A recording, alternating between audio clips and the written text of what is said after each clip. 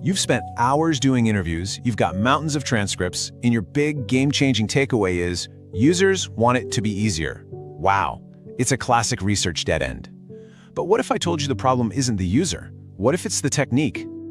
Okay, stick with me here, because that high school biology lab you probably thought you'd forgotten forever, it actually holds the key. The careful, patient process of dissecting a flower, peeling it back layer by layer, is the perfect model for understanding a user. It's exactly what we need to do to get to the heart of their experience. So what's the very first wall we almost always hit in an interview? It's the social mask. We're not actually talking to the real person who uses our product in their messy, chaotic, everyday life. Nope, we're talking to their polished, professional representative. We're interviewing their LinkedIn profile. I mean, this says it all, right? You ask someone about their budgeting habits and you get the official, "Oh, I'm very organized and disciplined" answer. But the truth is in the messy workarounds, the hidden spreadsheets, the "I'll just deal with this later" moments.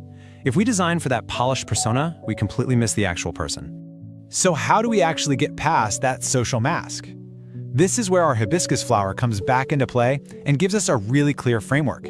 It maps the parts of the flower to the different layers of a user interview, giving us a roadmap to get to the core.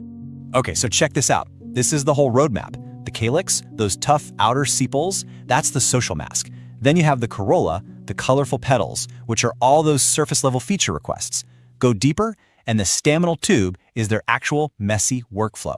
And right at the very center, the gynoecium, where the seeds are, well, that's the hub. That's the core motivation. So, our first job is to gently, and I mean gently, peel back those protective outer layers.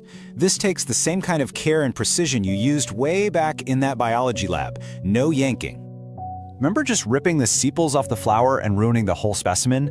That is the interview equivalent of jumping in with, "So, why did you do that?" in the first 2 minutes. The user immediately puts their guard up. The technique here is simple. Spend the first few minutes just building rapport. Show them it's a safe space to be honest.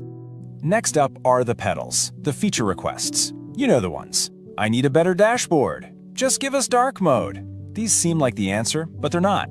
They're a doorway, not the destination. You note the request for sure, but then you use it to ask about the process behind it.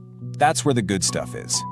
All right. Phase 3 is all about making that careful, longitudinal cut right into the user's real, everyday process. This is where the most valuable insights are almost always hiding. And this is absolutely key. You should be spending about 80% of your total interview time right here, just exploring the actual workflow. Not the neat little summary they want to give you, but the 17 browser tabs open at once reality. This is where you find the problems